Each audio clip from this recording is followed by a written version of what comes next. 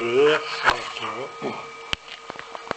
지금 여러분들이 이제 배우는 이 극락세계요란기는 한번 읽어보면 마음이 편한 건데, 이거는 이제 여태까지 다른 가르침들이 주로 이제 진리의 당체, 존재의 본질이라든가 또는 부처님 몸으로 치면은 법신에 관해서 설명을 하는 거라고 하면은 여기는 이제 부처님의 공덕의 몸에 대해서 주로 설명을 하는 거예요. 그래서 이것을 보신이나 화신사다 이렇게 얘기했고, 이제 알아야 될 것은 극락세계를 갔다 보고 올 수 있는 사람은 보살지가 아니면 불가능한 거예요. 그러니까 여러분들이 알고 있는 극락세계하고 또 보살들이 알고 있는 극락세계하고 편차가 있다는 것은 알아야 돼요. 이제 왜냐하면은 보신부처를 뵐 수 있는 사람은 법신보살만이 뵐 수가 있기 때문에, 그래서 여러분들이 부처님을 뵌다 했을 때는 화신부처님 외에는 볼 수가 없어요. 이제 화신부처란 뭐냐면은 형상으로 나쁜 몸을 화신이다 이렇게 얘기를 하는 거예요. 이제 그래서 오늘부터 이제 이 스님이 극락세계 갔다 온 얘기를 갖다 이제 할 테니까 잘 들어봐요. 그러니까 이 극락세계는 부처님의 공덕의 몸에 대해서 우리가 지금 배우는 거다 이렇게 보면 되고, 이것을 보신사다, 보신 이렇게 하고, 이 노상우라 길 위에서 만나다. 그래서 이제 제목이 관음에 이끌려 성스러운 경기에 들어감. 그래서 이제 성스러운 경기라는 것은 부처님 세계에 이제 들어가게 됐다는 거죠. 근데 이것이 이 부처님 세계라는 게 여러분들이 보는 그런 부처님의 세계가 아니고 보신사를 얘기하는 거예요. 그러니까 이제 이걸 읽어 나가면 알겠지만은 이것은 1967년 10월 25일의 일이다. 그런데 이 스님이 부처님의 보신의 경기인 극락세계 유람을 했던 것이 지금으로부터 한 50년도 훨씬 된 일이라 그랬고, 실제 이제 이 스님은 갔다 온 후에 세계적으로 돌아다니면서 이렇게 이 극락세계를 굉장히 많이 선양을 했는데, 부산에서 이 스님을 신도들하고 같이 가서 만나본 일도 있어요. 이제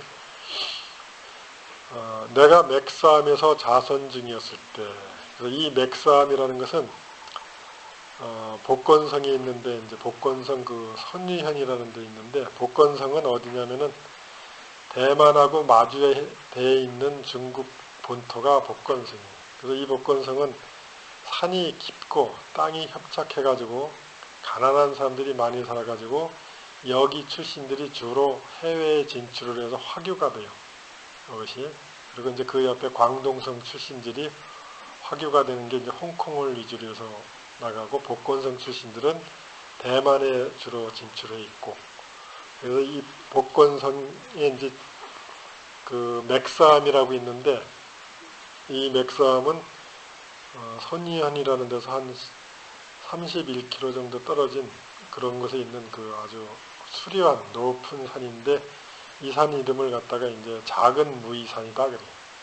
그래서 작은 무이산은 뭐 다도하는 사람은 알겠지만 주자가 거처했던 아주 중국에서 뛰어난 절경의 산인데 그 정도로 아름다운 산이다 했었는데, 송나라 때부터 지어진 암자가 있는데 그게 맥사암이니까 이 스님이 이 맥사암에서 이제 자성 중이었다 그랬는데, 이 스님의 계보를 이제 참고적으로 얘기하면은 중국 운문종의 마지막 도인이 이제 허운노화상인데, 우리나라에도 이제 선문경어라는 그 책을 갖다가 발간하신 것이 있는데, 그분의 이제 전법 제자이기 때문에 우리가 보통 예사로 그냥 생각할 수 있는 그런 스님이 아닌데, 그런 스님의 제자였기 때문에 한번 참선에 들면 1일에서 7일 동안 명상에 들 수 있는 정도의 선정력을 짙은 분이 이제, 그래서 여기서 자선 중이었던 건 그런 얘기를 하는 거예요. 선정에 들었을 때. 그러니까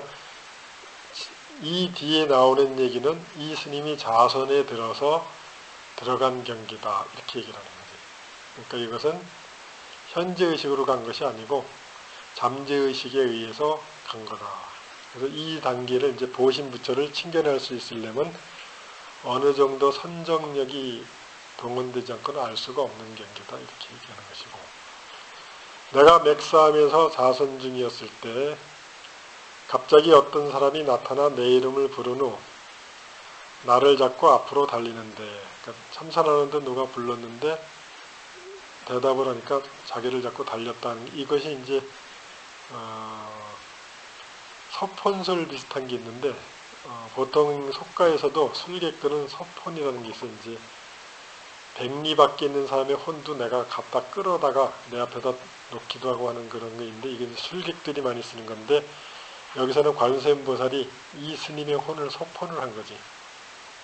그러니까 이제 이것은 뭐 개인적인 욕망으로 서폰을 한 것이 아니고, 극락세계에 인연이 있을 중생들을 위해서 이 스님에게 단처를 제공하기 위해서 자선 중에 이 스님의 잠재의식과 무의식을 갖다가 일깨워준 거죠. 이제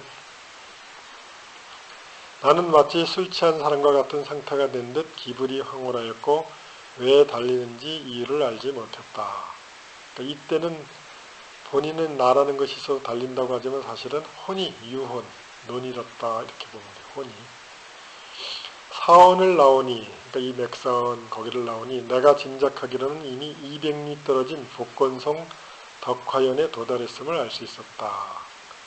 그래서 이 복건성은 중국 동남부 바깥 지역이고 대만과 마주에 있고, 그 주위에 다른 성은 이제 절강성, 강서성, 강동성 이렇게 있고 85개 현으로 되어 있는 선인데 2005년 그 말에 집계한 걸로는 인구가 3천만 명이. 그 우리나라보다도 큰 나라예요, 이 나라가. 이 현이, 복건성이라는 자체가. 이게 이제 여기 출신들이 세계의 화교의 중심이 돼. 세계의 상권을 유태인하고 화교가 나눠서 갖고 있는데, 화교의 숫자가 1,000만 명이거든. 근데 그 80%가 여기 복건성 사람인데, 이유는 이 나라가 토지가 적고 산이 높고 해서 먹고 살기가 힘드니까 바다에 인접해 있으니까 그 옛날부터 해양 무역을 시작해 가지고 세계 곳곳에 나가서 살았기 때문에 이곳 출신들의 화교가 많다는 것이. 여기 사람들 이제 특징은 뭐 고생을 두려워 않고, 복건성 사람들이 부지런하고 용감하고 친구 사귀기를 좋아하고 산이 많고 경작지가 좋아서 해외 진출에 활발했다. 그래서 중국에서 화교가 가장 많은 그 성이다. 복건성. 그래서 이제 사원을 나오니 내가 짐작하기로는 이미 200리 떨어진 복건성 덕화연에 도달했음을 알 수 있었다. 길이 매우 가팔랐으나 힘든 줄 몰랐고 배고프지도 목마르지도 졸리지도 않았다. 이거는 당연하게 몸을 움직인 게 아니고 마음이 움직였기 때문에 그런 거예요. 이것은 이제 불교에서는 제7 말라야식이 움직인 거죠. 사람이 죽지 않았을 때는 혼이 나가더라도 제6의식과 7식이 같이 나가요. 근데 사람이 딱 죽으면 6의식은 끊어지고 7식만 날아나는 거예요. 7식은 뭐 유식 계통에서는 각자 이제 견해가 틀린데, 사람이 죽으면 7식도 파괴된다는 쪽이 있고 파괴가 안 된다는 쪽이 있는데, 스님 견해로는 파괴가 안 되는 걸로 생각해요. 왜냐하면 7식이 자기 존재의 근본으로 의지하는 게 제8식이기 때문에 8식이 있는 한 7식은 깨닫기 전에는 존재하는 거예요. 깨달으면 평등성지라 그러고 깨닫지 못하면 7식이라 그래서 여러분이 죽은 사람을 이렇게 가끔 보는 게 이 7식들이라. 7식. 근데 이 7식은 현실 세계에 작용을 하려면은 7식은 이미 안이비설신이를 육군을 가지고 있지 않기 때문에 차식을 해야 돼. 다른 사람의 식을 빌려서 말하고 행동할 수 있어서 그 역할을 하는 걸 우리가 영매 또는 무당 뭐 이렇게 얘기를 하는 것이. 단지 당시의 날이 매우 밝았음을 알 수 있었다. 그래서 이제 이거를 이제 뭐 아스트랄체, 유체, 영체 이렇게 얘기하면 되겠죠. 그냥 우리 동양식으로 얘기하면 귀신이라고 얘기하면 돼요. 귀신. 혼. 그때 중국은 문화혁명의 시기였다. 문화혁명은 뭐 나이 많은 사람들은 다 알겠지만 모택동이 친히 쿠데타를 일으킨 건데, 이거는 이제 중국이 통일이 되고 공산주의에서 사회주의로 수정주의가 되면서 모택동이 펼친 정책이 실패를 하니까 수많은 사람들의 정적이 생기니까 모택동이 자기 위치가 흔들리게 되니까 신이 쿠데타를 일으켜가지고 정적을 다 없애는데 그거를 이제 문화혁명이라고도 하고 홍위병의 난이다 그래요. 그래서 왜 홍위병이냐 붉은홍자를 썼냐면 중국에서는 붉은 색깔은 정신을 뜻하는 걸 얘기를 해요. 그래서 젊은 사람들을 충동을 해가지고 지식인들을 다 농촌으로 내쫓고 그런 운동이 이제 10년간 있었는데 그게 문화대혁명이고 홍위병의 난이다. 이렇게. 그래서 중국이 근대화가 늦은 이유가 이 홍위병의 난 때문에 그런 거죠, 이제. 그래서 이제 그때는 중국은 문화혁명 시기였다. 그러니까 권력투쟁 시기였다. 이렇게 보면 됩니다. 그래서 이때는 지식이 많고 사회적으로 인망이 있는 사람일수록 공격의 대상이 됐어요. 근데 아마 인간 세상에서 남보다 조금 잘나고 재주가 있으면 눈에 띄면은 누구든지 공격의 대상이 돼. 이것이. 그래서 옛날부터 크게 뛰어난 사람들은 2세, 세상에서 숨어서 살아요. 재주가 뛰어난 사람은 숨어서 살고, 재주가 중간쯤 되는 사람이 세상에 나와서 이제 한때 영화도 누리고 공격의 대상도 되고 질투의 대상도 되고 이것이. 그때 중국은 문화혁명 시기였다. 내가 그날의 날짜가 며칠인지 안 것은 지나가던 행인의 말 때문이었다. 그러니까 아마 이제 영체로 다니니까 쭉 가면서 지나가는 행인의 말을 이렇게 들은 모양이에요. 근데 사람이 죽으면 지나가는 행인의 말을 들을 수가 없어요. 그런데 죽지 않고 의식이, 몸이 살아있는 상태에서 영이 나갔기 때문에 우리 식으로 얘기하면 뭐랄까, 생명의 실이 이렇게 연결되어 있기 때문에 지나가는 사람의 말을 들을 수도 있고 볼 수도 있고 이렇게 되는 거예요. 이것이. 그 행인이 말하기를 오늘은 10월 25일이고 문화혁명 시기라 지방에서 난이 일어나서 사람들이 야밤을 택해 길을 가고 있다는 것이었다. 내가 새벽 3시쯤에 길에서 한 노승을 만났는데 그의 옷이 나와 똑같기에 서로 합장배려하였다.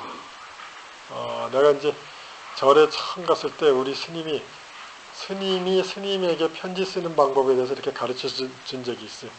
그때 편지 쓸 때 제일 첫 번째 귀삼보 하고서 맨 끝에 뭐라 그러냐면 동의 화남이라고 써라 이렇게 얘기해요.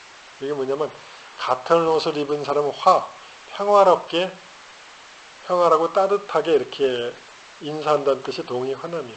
그 스님이 스님한테 쓸 때 맨 끝에 동의 화남이라고 그렇게 쓰라고 이제 내가 가르침 받은 기억이 있거든.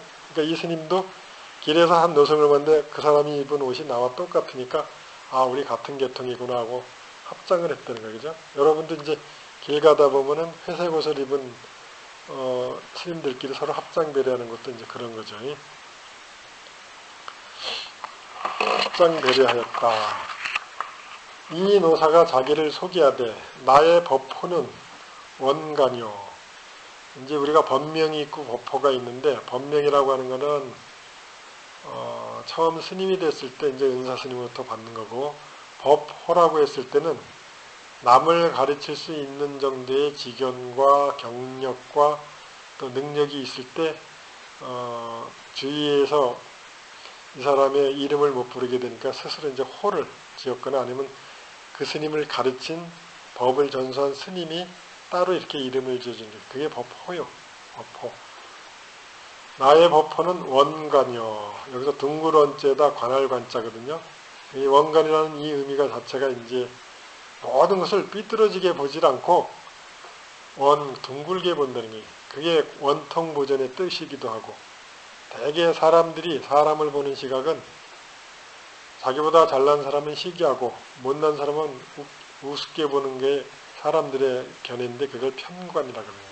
근데 관세음보살은 어떠한 중생이 이 관세음보살한테 기도를 해서 청원하더라도 원만하게 본다는 이게 원관이라는 뜻이고 법주사에 가면은 관세음보살 아주 수려한 관세음보살의 그 목조 관세음보살인데 나도 거기서 이제 소시적인 기도를 많이 했는데, 거기서 100일 기도하니까 군대 안 가게 되더라고요. 중노릇 잘하게 해주십시오. 당신 뜻대로 맡깁니다 하고 100일 기도를 했는데, 군대를 가는 영장을 받았는데, 그때 내가 눈은 원래 나빴는데, 갑자기 치질이 생겨가지고, 2개가 이렇게 적어되니까 병역 면제가 돼버렸어. 그러니까 이것은, 그래서 내가 군대 안 가는 건 관세음보살의 뜻이구나. 그런데 그게 원관이요. 원만하게 관찰해서 이 중생이 군대 가서 살생활을 그런 것을 배우는 습이 없는 사람은 안 갈 수 있도록. 근데 그 치질이 그때 생겨가지고 평생을 좀 고생을 하지만 그 원관이라고 하는 것은 이제 관세음보살이 중생을 제도할 때 자기의 본색을 은근히 드러내는 거죠. 그죠? 그래서 내 법포는 원관이요. 오늘 인연이 있어서 만났으니 같이 구선산에 가서 노니는 것이 어떻겠소. 구선산이라는 건 이제 여기 한글로 써서 그런데 한문으로 치면 9신선이 노니는 산이라는 뜻이거든. 그러니까 굉장히 영적인 어떤 산이라는 뜻이고, 복건성에서 가장 높은 산이래, 이 산이. 굉장히 높은 한 3000m 정도 될 거예요, 이것이. 같은 불제자의 말씀이므로 나 또한 동의하였다. 우리는 함께 계속 위쪽으로 걸으면서 많은 이야기를 나누었는데, 노장은 나의 과거 일을 세세하게 이해하였다. 그러니까 과거 일은 이제 이 스님이 출가를 9살인가 7살에 했으니까, 되게 이제 요새는 그렇지 않은데 옛날에 동진 출가한 스님들은 거의가 평생 세상 일을 모르고서 살다가, 그러니까 그런 이들은 세상에 인연이 아예 없는 거예요. 다만 자기 수행력을 높이기 위해서 잠시 세상에 온 것이거든요. 그걸 우리가 이제 동진 출가라고 하는데, 이런 스님들은 그러니까 과거서부터 보살 수행을 한 사람이지. 근데 이 관정스님도 9살인가에 출가를 했다 그러거든. 그러니까 이제 과거의 일을 세세하게 이야기했는데, 심지어는 나의 과거생의 일을 이야기하면서 어느 생에는 어디에 태어나고 어느 생에는 무엇으로 태어났는가를 알고 있었다. 이것은 이제 수행자가 어느 정도 수행을 하게 되면 자기 전생이 이렇게 짐작되는 부분들이 있어요. 그리고 자기가 짐작이 안 되더라도 자기가 마음 쓰는 거, 행동하는 거, 사람 대하는 거 이렇게 보게 되면 내가 전생에 이렇게 썼구나 이렇게 되는 거예요. 그러니까 여러분들이 전생이 궁금할 필요가 없는 게, 지금 사는 게 여러분 전생사예요. 다만 여기서는 자유의지가 있기 때문에 지금 사는 거에서 내가 어떻게 더 순수하고 지혜롭게 사느냐에 따라서 다음 생에 내가 내 전생을 봤을 때 내가 그래도 전생엔 좀 닦았나 봐. 내 주위에 있는 사람들이 그래도 맑고 슬기롭고 또 괜찮은 사람만 모였어 이렇게 돼. 그렇지 않으면 나 왜 술집에 와 있지? 내가 전생에 술 뒤지게 많이 먹었나 보네 이렇게 되기도 하고, 내가 왜 누구한테 당했지? 내가 남한테 등쳤구나 이렇게 되는 거죠. 이것이. 이거는 우주의 법칙상 그런 거예요. 그러니까 이 우주를 움직이는 법칙이 딱 2가지가 있어요. 물질적으로는 우주를 중력이 움직이고, 현대과학에서 또 하나는 정신적으로 업력이 움직여요. 그래서 이 업력과 중력이 합치돼서 만난 것이 지금 여러분이 살고 있는 환경이에요. 이것이. 그러니까 전생사가 궁금할 필요가 없는 게, 여러분들이 기억하는 전생사는 지금 여러분의 삶인데, 이게 뭐냐? 나하고 가장 가까운 전생사만 내가 기억을 하거든. 그게 지금 여러분 삶이에요. 이것이. 그러니까 이제 이 관세음보살 같으면 수억 겁전 얘를 다 알 테지. 그러니까 이제 근데 이 스님이 듣고서 마음이 변화할 수 있는 생만 얘기를 하는 거예요. 이것이. 그래서 어느 생에는 어디에 태어났고 어느 생에는 무엇으로 태어났는가를 알고 있었다. 그것이 매우 기이하게 느껴졌기에 노사가 말씀하신 일구일구를 기억하여 6년 후 그 장소에 가서 물어본 즉 각 생에 그 사람이 실제로 다 그 시절 그 장소에 있었고 그분들은 모두 스님이었다. 그러니까 이 스님은 세세생생 승려했던 거지, 그지?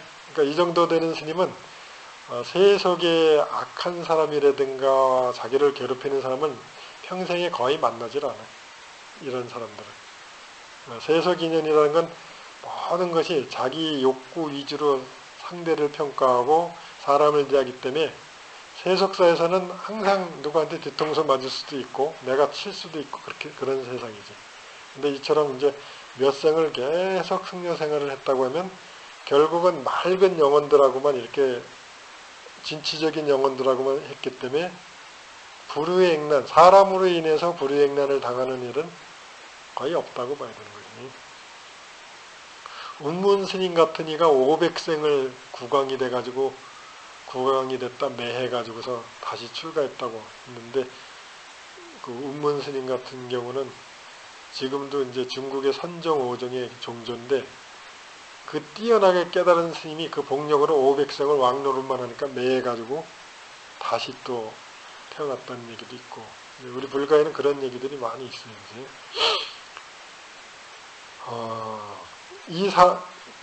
모두 스님이다. 단지 한 사람만 거사였다. 그러니까 한 사람만 거사였다는 거 보니까 이제 이 스님이 승려생활을 계속 가다가 속가일에 대해서 궁금한 그런 것이 있어서 이제 다음 생에는 한번 거사로 한번 태어나겠다는 먼을 심은 것이 있었던 명이 이제 대개 어려서 출가한 스님들이 요 근래 동진 출가한 스님들을 보면은 속가일에 대해서 관심이 많아.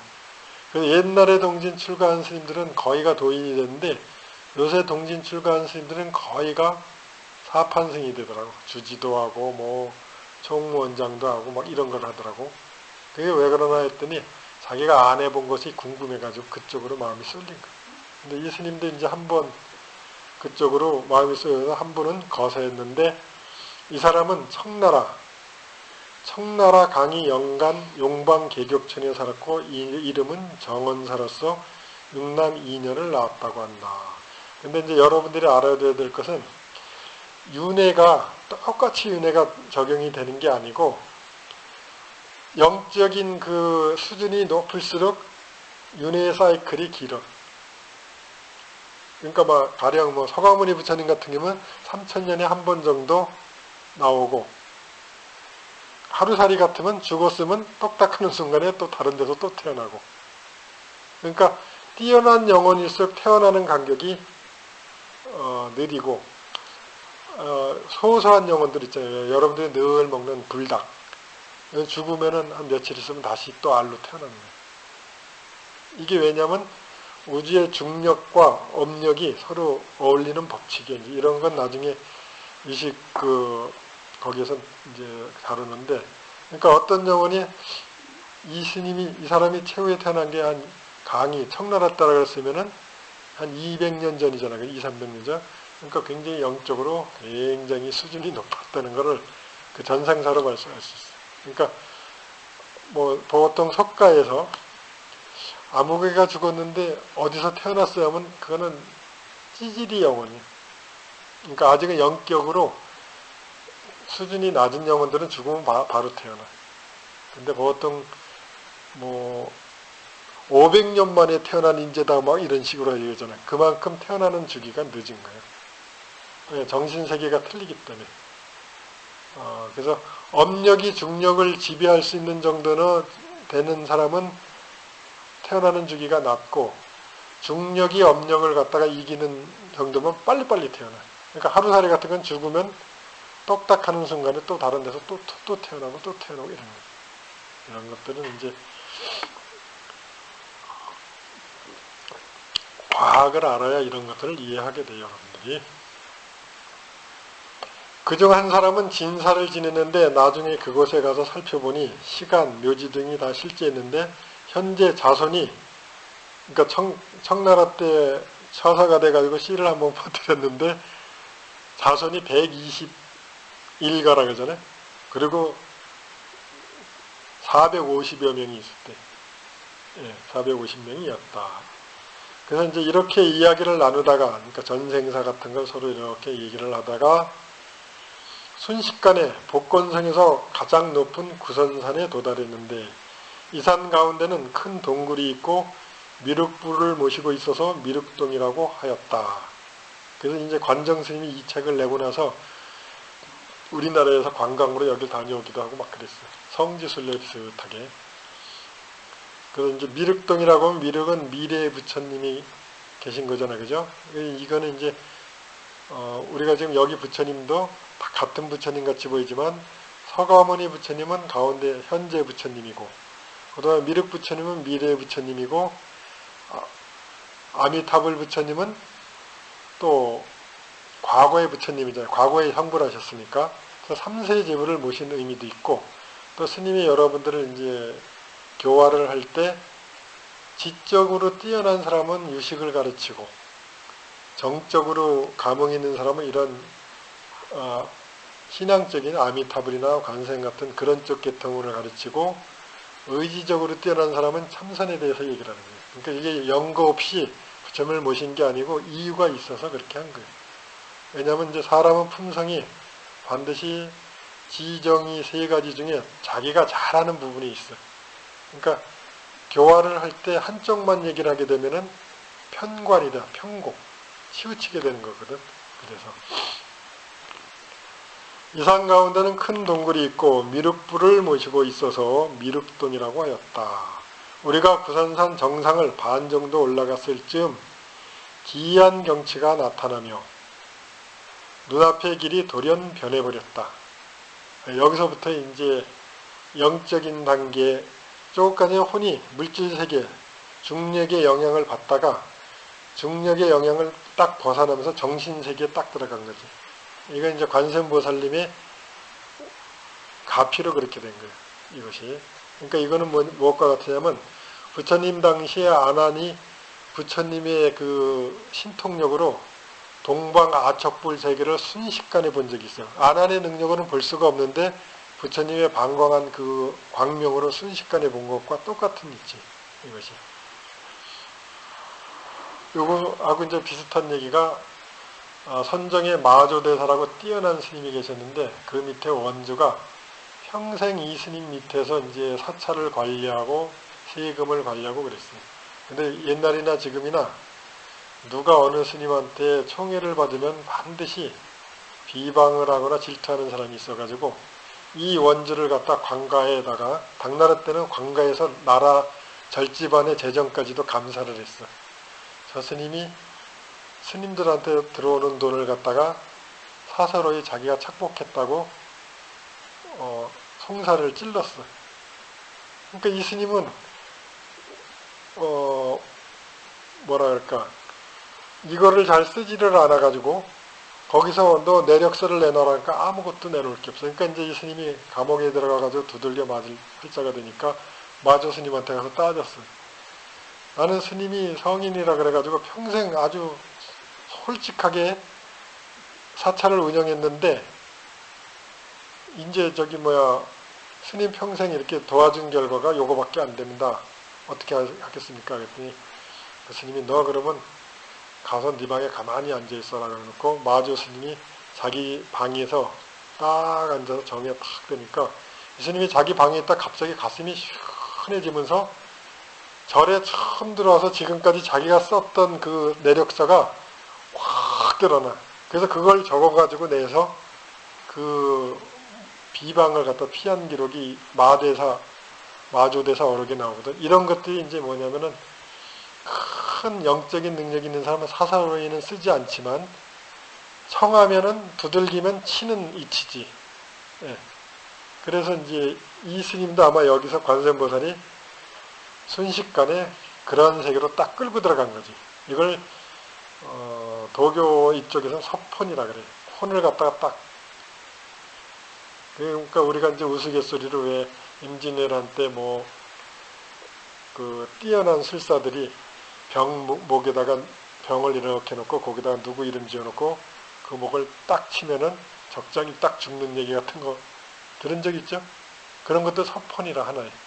근데 이제 그거를 그렇게 쓰는 사람들은 그 과보를 자기가 받아. 그게 뭐냐면은 부적, 저주하는 건데 또 얘기가 또 옆으로 되는데 이게 아는 게 너무 많아서 그래, 솔직히. 흑마술이라는 게 있어.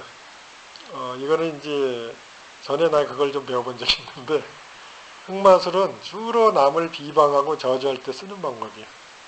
어렸을 때 내가 그걸 경험한 적이 있어. 이제 우리 어머니가 신통이 좀 뛰어난 분이었는데 이웃집의 여인이 아줌마인데 매일 빼삭 말라갖고 와. 그러니까 우연히 우리 어머니랑 마주쳤는데 자기가 요새 이상하게 가슴이 찌르듯이 아프고 막 이렇다 그러니까 그때 내가 옆에 있었거든. 우리 어머니가 이러고 보더니 집에 가가지고 어느 쪽 방 문 밑에를 파보라 그랬어. 그래서 가서 파봐. 그래서 내가 직접 갔지. 내가 이제 가서 팠는데 거길 파니까 빨간 십자가하고 빨간 허수아비가 집으로 됐는데 바늘이 여기 100몇 개가 이렇게 있어.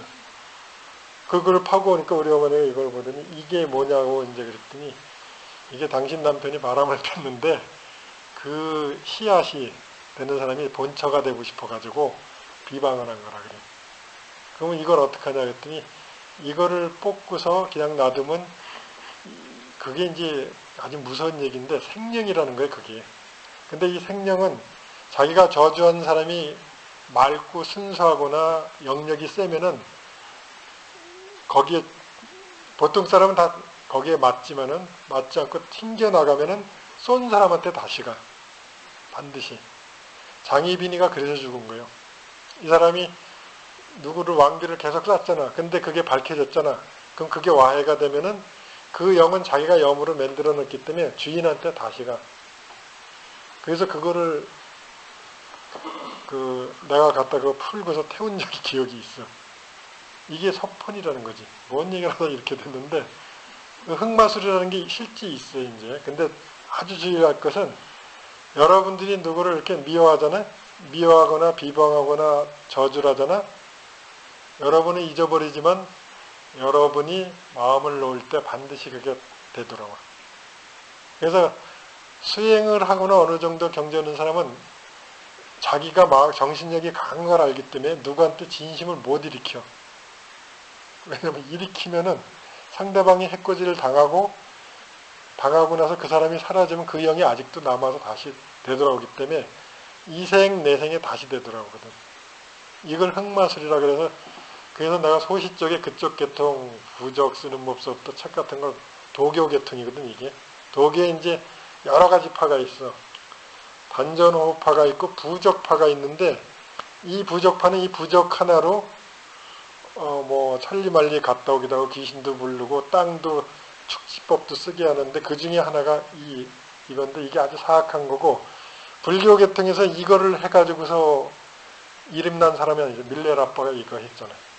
밀레라빠가 이걸 써가지고 자기 일가 친척 200여 명을 몰살시켰잖아요. 그러고 나서 나중에 그 과보가 자기한테 오는 거를 아니까 그래서 그냥 이거 아니면 죽기 살기로 수행을 해가지고 성인이 된 거예요.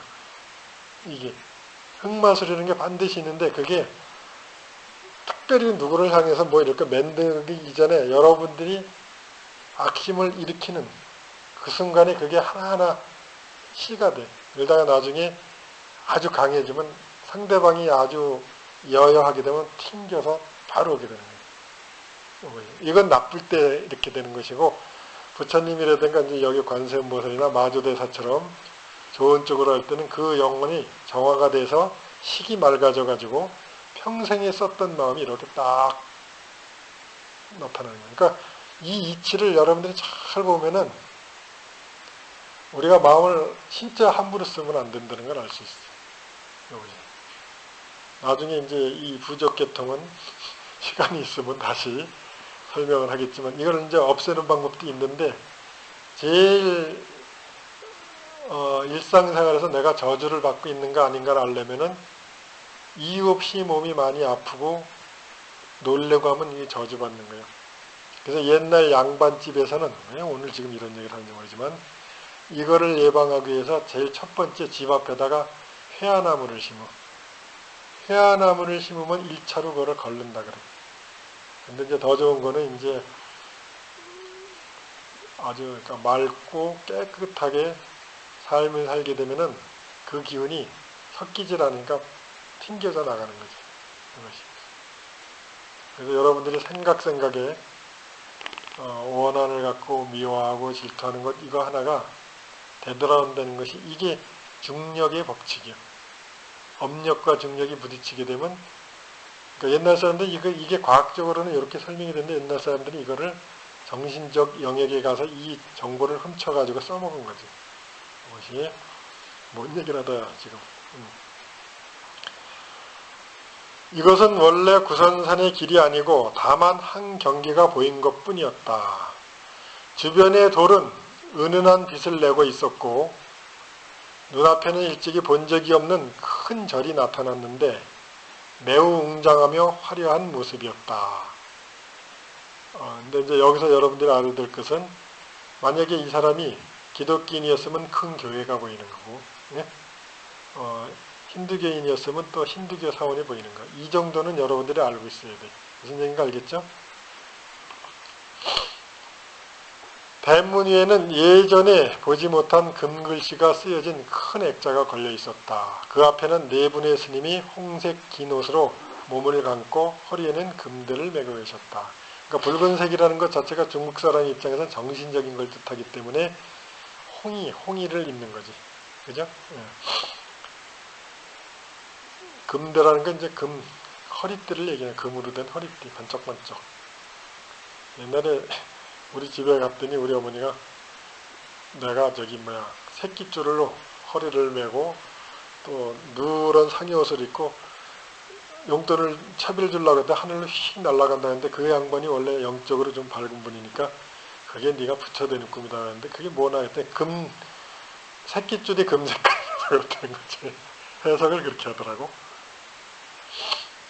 그 앞에는 네 분의 스님이 홍색 긴 옷으로 몸을 감고 허리에는 금대를 메고 계셨다. 그 스님들은 우리 두 사람이 도달하자 일제히 우리를 향해 합장하고 영접하였다.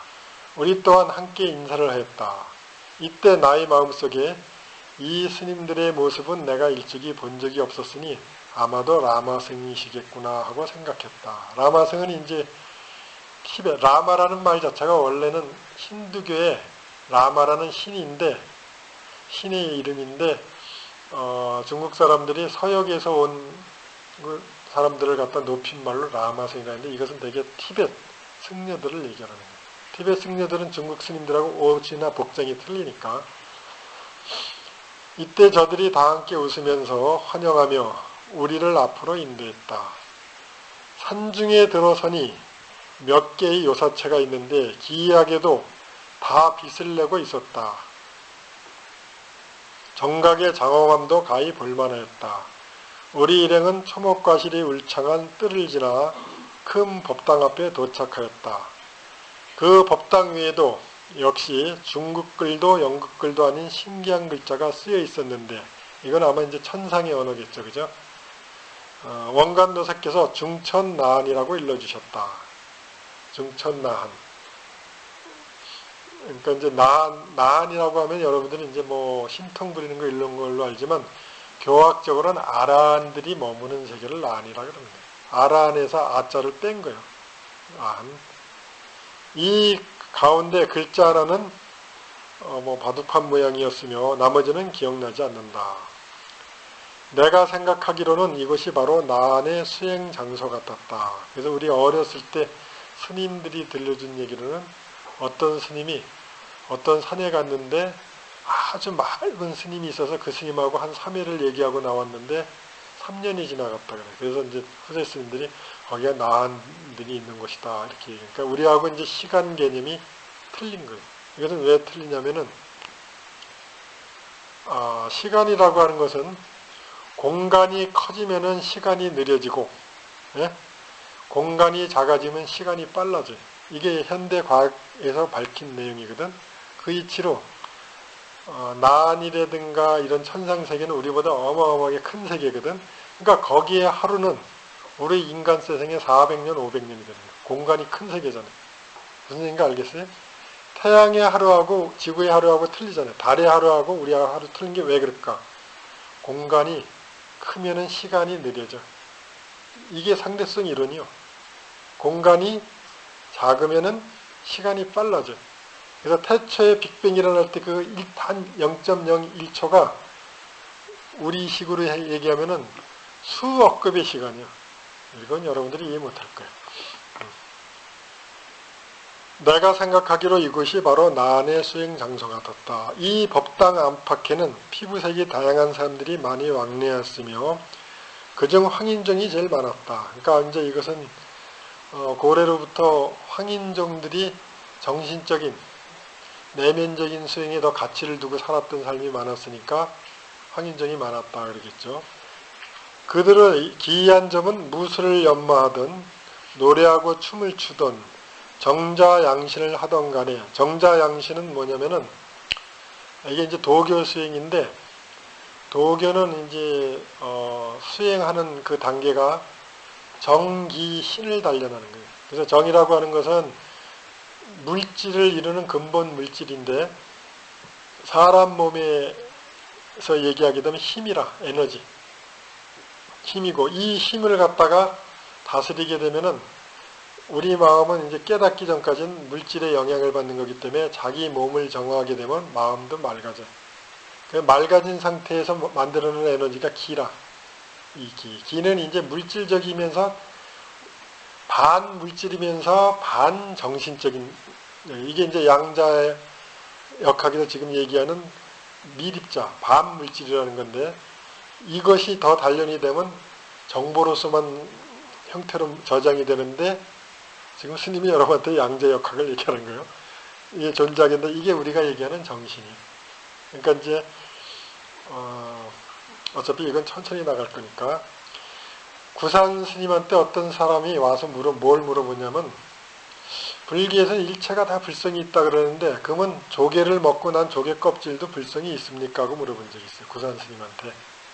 여러분들 구산 스님 알아요? 아는 사람도 있네요. 그랬더니 구산 스님이 조개 껍질도 불성이 있습니다 그랬어요. 근데 여러분들이 얼뜻 생각하기에는 불성이라고 하는 건 우리처럼 움직이는 이런 것만 불성이라고 생각하잖아요. 근데 구산 스님 같은 대선사가 왜 이런 찻잔도 불성이 있다고 얘기했을까? 여기에 이제 현대 과학에서 얘기하는 존재의 본질에 대한 설명이 있는 거예요. 이게 이제 양자역해서 얘기하는 건데 여기 이 사기 그릇은 물질이죠. 그죠?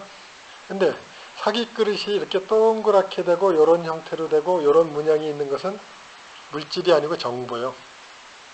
정보. 만약에 정보가 없으면 이건 이런 모양이 만들어지질 않아. 이 새 산천 초목도 그래. 그러면 조개 껍질은 정보가 있는 거잖아요. 조개는 죽었어도 껍질의 정보는 남아있잖아요. 근데 이 정보가 뭐냐? 이게 우리가 알고 있는 정신이에요. 모든 물질은 정보가 없으면 와해가 돼. 정보가 떠나면 죽었다 그래. 그게 여러분들이 알고 있는 내 마음이라는 거예요. 이 정보를 만들어내는 자리를 깨닫기 전까지는 끊임없이 업력으로 자기 나름대로의 정보를 만들어내서 이건 나, 이거 저건 너 이렇게 계속 얘기를 하는 거예요.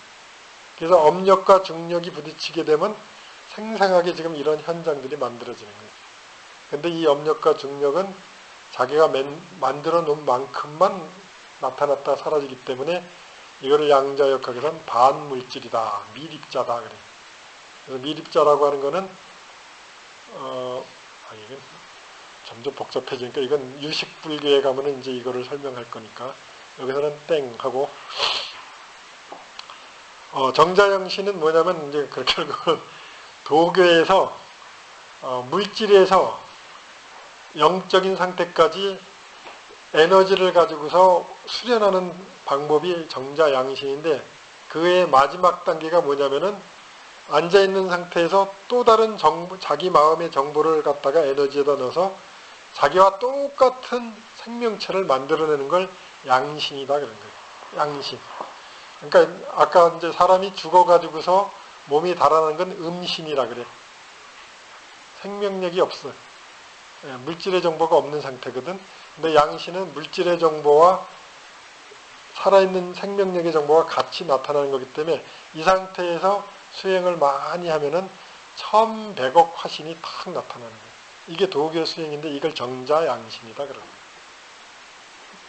이건 천수하는 조금 알 거예요. 그쪽 수행을 좀 했으니까. 나머지 사람들은 얘기해줘도 잘 모를 것이고 정자 양신을 하던 간에 모두들 기쁨에 차 있다는 것이었다. 그러니까 이제 나한 이쪽 경계에서는 기쁨에 차 있는데, 이 기쁨이라는 것은 자기가 욕구를 만족시켰을 때 내가 누구를 제압하고 이기고 남이 나를 알아주고 내가 얼굴이 이쁘고 남보다 뛰어났을 때 그런 기쁨이 아니에요. 이거는 어떤 기쁨이든지 인간 세상의 기쁨은 나에 대한 기쁨이에요. 근데 여기에서 이 나한들의 기쁨은 뭘까? 그것을 비워버렸을 때 그 편안함에서 나오는 기쁨이에요. 고요함 기쁨.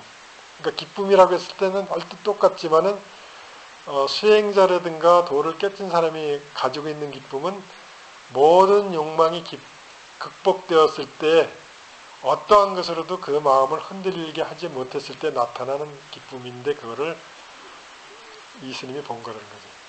나의 경지니까, 그죠? 일행을 본 그들이 밝은 얼굴로 환영하였다. 이미 이제 성스러운 경계에 들어간 거지. 근데 이제 자기 힘으로 들어간 건 아니고 관세음보살의 가피력으로 들어간 거죠. 법당 앞으로 나아가자 큰 글자가 4개가 보이는데 노사께서 대응보전이라는 뜻이라고 하셨다. 그러니까 나안들이니까 아직은 보살지가 아니고 불천님의 경계가 남았으니까 그 나안계에서 수행을 하니까 법당이 있어야 되는데, 그게 이제 대웅보전. 그래서 이제 대웅보전은 뭐냐면은 위대한 영웅이 있는 보배로운 궁전이라는 건데, 이제 불교에서는 부처님이 위대한 영웅이라는 것이거든. 부처님이 계신 것을 대웅전 또는 대웅보전이다, 이렇게 하는 거죠.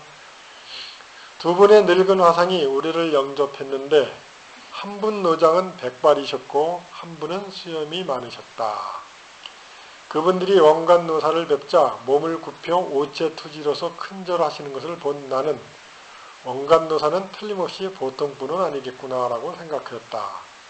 오체투지라는 것은 중국에 와서 이제 절하는 방법이 바뀌었지만은 원래의 절은 여러분들이 이제 저쪽 남방이나 저쪽 가서 보게 되면 오체투지는 이마와 가슴과 손과 발이 땅에 닿는 게 오체투지.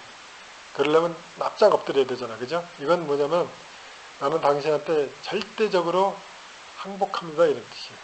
이게 이제 다른 뜻으로 절대적으로 항복하니까 귀의합니다, 이렇게 얘기를 하는 거죠. 이것이 법당에 들어가 보니 기이하게도 단 한 분의 불상도 모셔져 있지 않고, 그러니까 이제 나안의 경지 정도가 되면은 화신의 부처에 대해서는 관심이 없는 거예요. 지금 여러분들이 보는 부처는 부처님의 화신이거든. 보신도 아니요. 화신 부처거든. 변화한 부처죠. 이제 중생 입장에 맞춰서 중생이 보고 부처님이 이쁘다, 찬란하다 이렇게 생각하게도록 만들어진 변화된 부처. 근데 나안의 경지면은 이미 약이 색견하거든. 색과 견해를 뛰어넘은 경지니까, 예? 그것은 이제 법당에 부처가 있을 수가 없지. 그것이. 그래서 잊지 않고 공약물만이 가득 놓여 있을 뿐이었다. 근데 이제 공약물이 놓여 있다는 것은 아직은 부처님에 대한 공경심이라든가 부처님에 대한 한한 그 사모의 정이 남아있기 때문에 사람이 부처님 앞에 공약물을 올리는 건 왜 올리냐면은 자기의 마음을 표현하는 거거든. 그죠? 그러니까 얼뜻 보면 부처님이 뭐 그걸 먹어 왜 올려 이렇게 하지만 사실은 자기가 부처님의 사모하는 정을 우리가 누구를 좋아할 때 그 사람을 사모하게 되면은 그 사람이 좋아하는 행위나 물건을 갖다 주고 싶어 하잖아요. 그러니까 이 나안들도 부처님한테 공약물을 탁 올리는 거예요. 이것이. 그러니까 많이 갖다 올려. 객청에 나오니 머리는 두 가닥으로 닦고 녹색 옷에 금띠를 맨 동자승이 2잔의 물을 가지고 와 대접하기에 우리 둘은 그것을 마셨다. 그러니까 이제 동자승이 저 상원사 문수동자처럼 이렇게 땄다는 거는 이제 옛날 어린아이들이 이렇게 댕기머리를 했잖아요. 그러니까 이 중국 사람이었기 때문에 중국 사람식으로 이제 동자를 표현한 거죠, 이제. 물은 흰색인데 청량하고 감미로와 마신 후 정신이 맑아지고 온몸은 가뿐하여 조금도 피로함을 느끼지 못하였다. 이걸 이제 감노수라 그래. 감노수. 이 감노수를 한번 먹으면 어떻다 그러는데, 스님이 먹어본 감노수는 저기 홍천에 가리산에 꼭대기에 올라가면 바위가 이렇게 큰 게 있는데 바위 가운데 구멍이 하나 뚫렸는데 거기서 물이 나와. 그게 어떻게 나오는지 모르겠어. 꼭대기 바위에서 물이 줄줄줄 흐르는데 그 맛을 먹으니까 내가 먹어본 물 중에 최고였어요. 그래서 내가 한탄을 한 게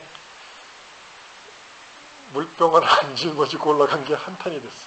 여러분들 한번 가서 먹어봐. 그거 신기해. 응.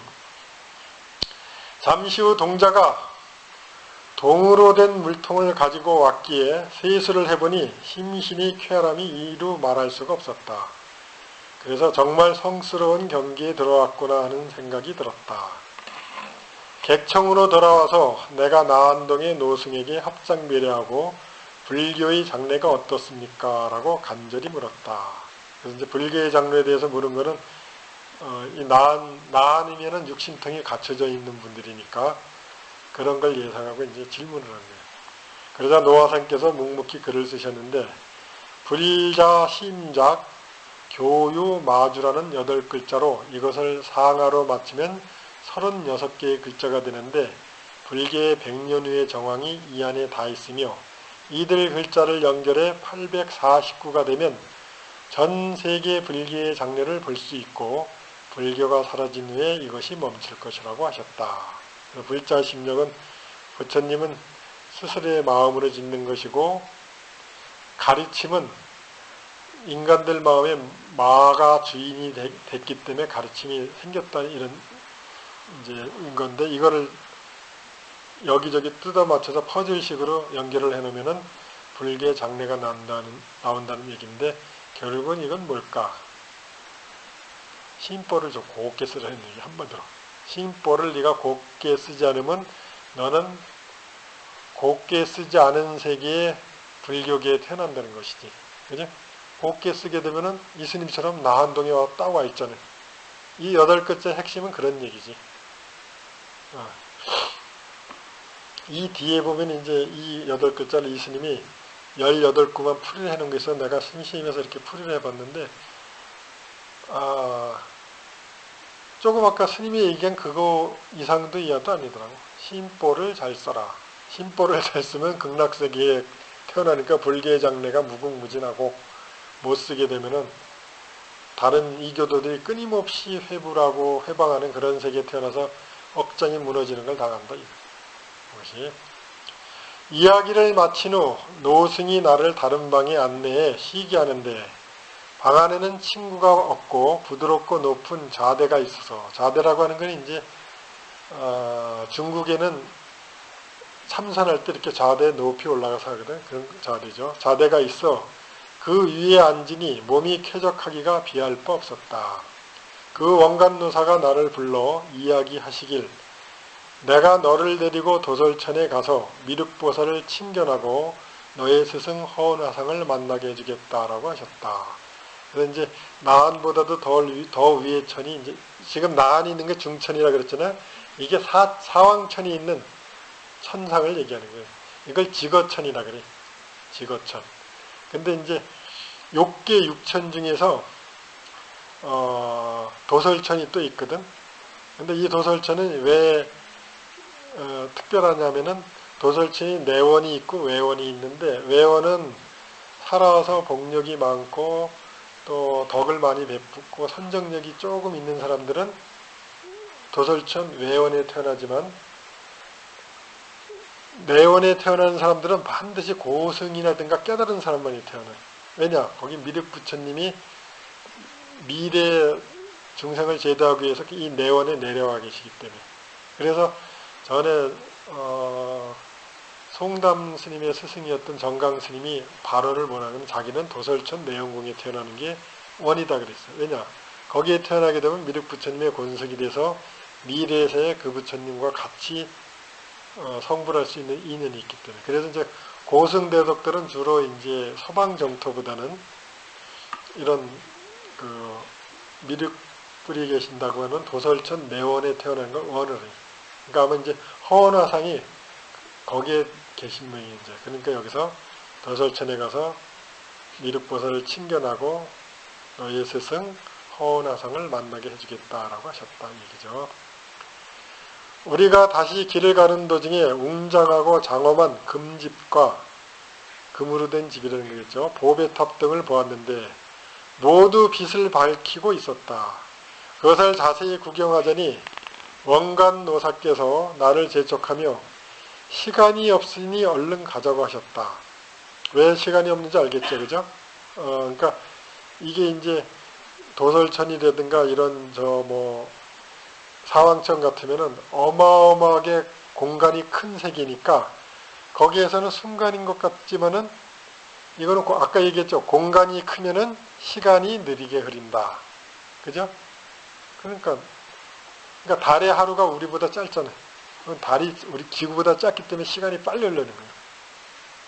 이것이.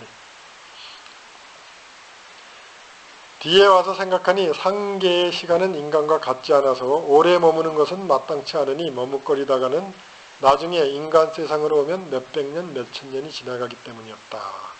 우리들이 걸어가는 길은 하얗고 모두 은은한 빛을 바라는 돌로 되어 있었으며 산 위에는 기이한 꽃과 풀이 있었고 바람을 따라 콧속으로 스미는 향기는 몸과 마음을 상쾌하게 하였다. 그래서 오늘은 여기까지 하고 질문사항이 있으면 받겠어요. 오늘이 며칠이? 8일. 질문사항 없어요? 그러면 끝.